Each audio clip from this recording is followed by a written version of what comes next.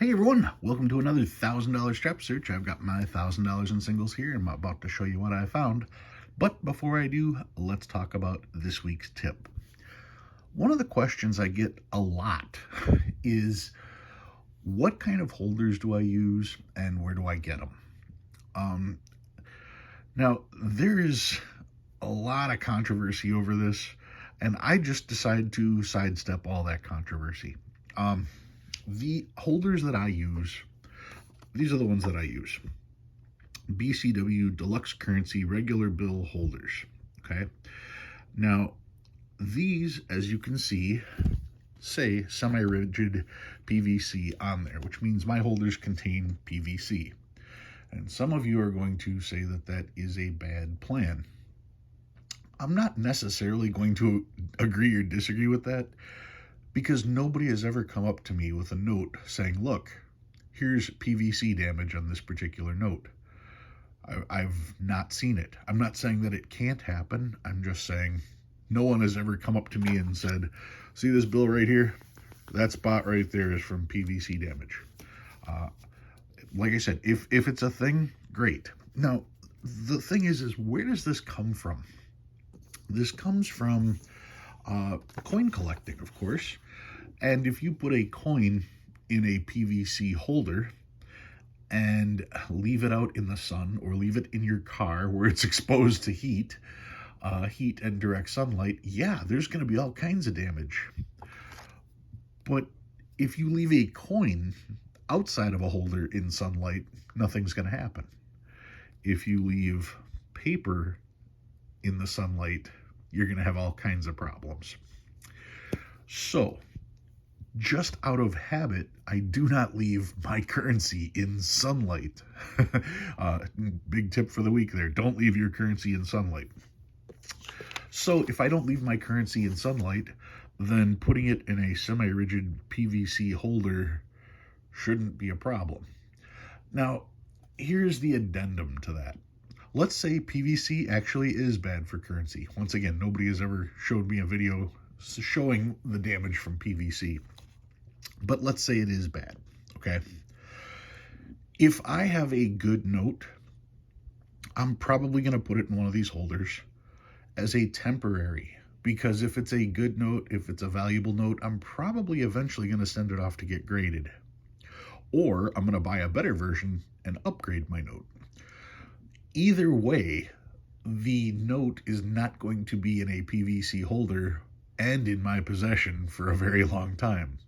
If I've got a note that's only worth a couple bucks, yeah, I'm going to throw it in here because, well, let's face it, it's only worth a couple bucks to begin with, and I want to keep it in that particular state as long as I can.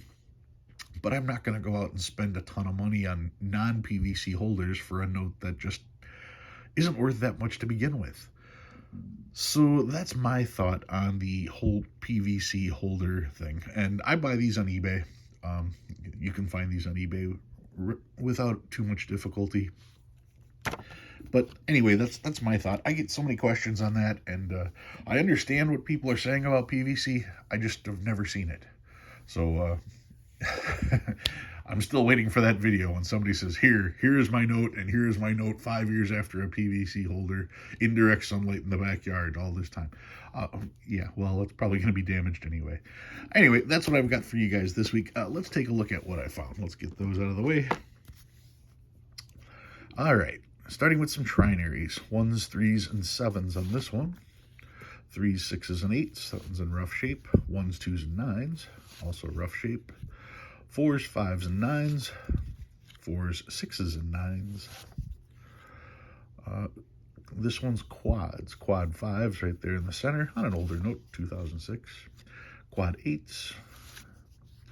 And some stars. Checking both sides to make sure that their stars are not filled. 2017A, another 2017A. 2017, another 2017. Another one, and another. I don't see a lot of Kansas City notes, so that's kind of cool. 2017, really good shape on that one. 2013, 2013B, must be worth $1 million, right? only if you match it. And then what? The last sale was $4,000 for the matched pair.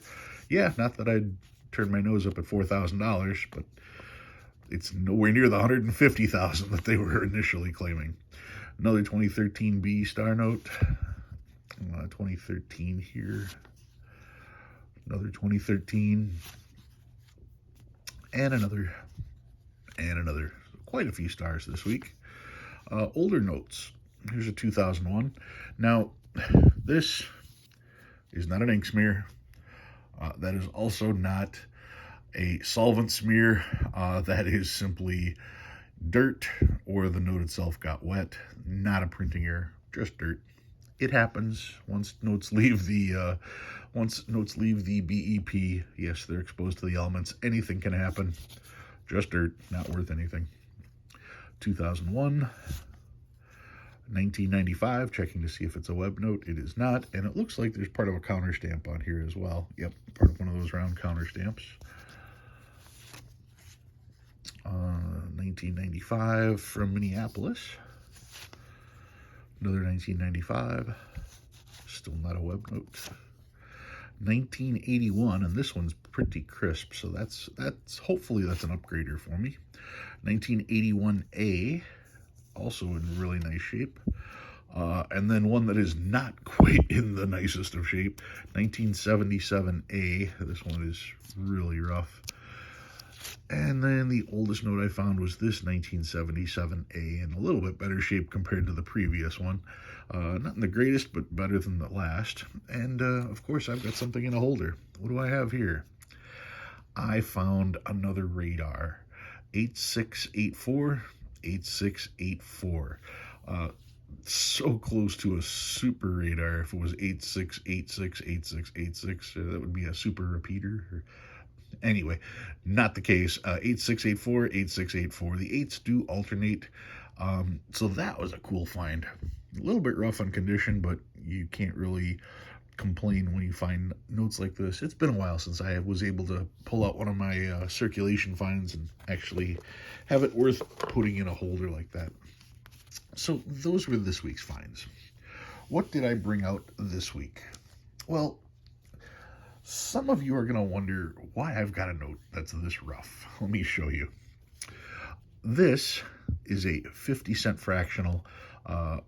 This was originally put out during the Civil War when people were hoarding coins, but this particular note happens to be the 5th edition, the 5th series, the last series. And this wasn't even produced until 1874.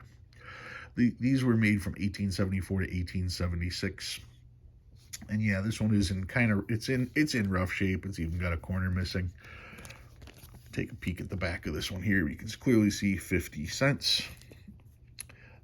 Act of March 3rd, 1863, and the Act of June 30th, 1864.